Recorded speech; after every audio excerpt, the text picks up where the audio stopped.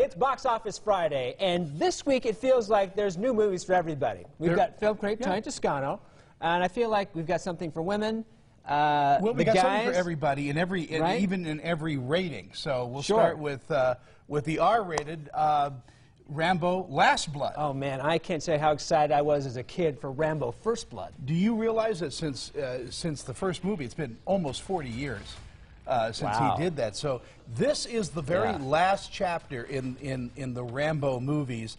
According to Sly Stallone, he's not going to go back to this character. Yeah, well, they have to call it a different name. They can't call it Last Blood and have something after that. Last Blood 2. But you like this one. Yeah, I did like this one. I gave it a B because I am a fan, like you are, of those 80s kind of action-adventure movies that are just kind of implausible, impossible, and yet this movie... You know, it is ultra-violent. It's a hard R for Rambo this one. is, yeah. And you have to be aware of that it is not just a walk through the daisies with Sly Stallone. He goes back to his roots. It is well done. You may need a translator to understand everything Sly says, but I gave it a B. It's rated R. You won't need a translator for Brad Pitt. Well, maybe. You might. We're talking about Ad Astra, which is Brad Pitt's new science fiction movie. It's all about an astronaut who undertakes a mission to find his long-lost father who's in space somewhere after 30 years he's been missing. So it is a beautifully done CGI movie. I mean, the special effects in this movie are about the best I've seen. The soundtrack is amazing. So that being said, where does it fall short? The story in front of it is just confusing, incoherent. It has Brad Pitt's performance both on screen and his monologue. You know, he's kind of explaining the story to you.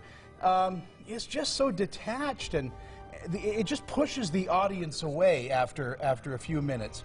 You're not involved in this movie. Donald Sutherland is in the movie maybe 8 minutes. Liv Tyler is in the movie less than that. You know, and these are big stars. You want to kind of see the relationships that are going on. It ends up being a beautifully filmed story about daddy issues. And, and that's it. From space. Yeah, from space. Gets a C. It's just an average movie when you mix everything together, and it is rated PG-13. And our last movie today is really nothing close to average. No, it isn't. This is one of those movies, I think it's kind of a cultish type thing. If you're a fan of Downton Abbey and Abbey File, you know, you're going to go see this movie in droves. If you, how can I put this? If you don't know anything about this movie, you're still going to want to see it because it is a darn good movie. And I had a chance to talk to two of the movie stars, Elizabeth McGovern and Hugh Bonneville, with an exclusive interview. You know, it seems to be, and so deeply followed and so deeply loved. You've touched people, but in what way? I think it's a couple of things. I think one of the aspects of the show that makes it distinctive is the fact that there are so many characters from all different strata, for the upper class, the lower class, young, old. And the series is genuinely interested in all of them. I think most series focus on one or two, but somehow it is Julian's gift to weave stories with this whole tapestry of people and to make it all come together in a way that's very satisfying and rich. And I think the fact that there are so many characters means that for an audience, there's one person that is a reflection of them or their experience in some way, and that's what makes them adhere to it in their heart, and they follow their person to a certain extent. No, I was just going to add that I think the other thing is that people find that they've come to treat these characters as their friends, and the response we've been getting from people who've seen the movie already is that it was, you know, just a delight to be back in the company of people you feel you know and care about, and to see their world once again. And Julian, I think Julian Fellowes, our writer-creator, you know, has always served those characters extremely well and looks after them.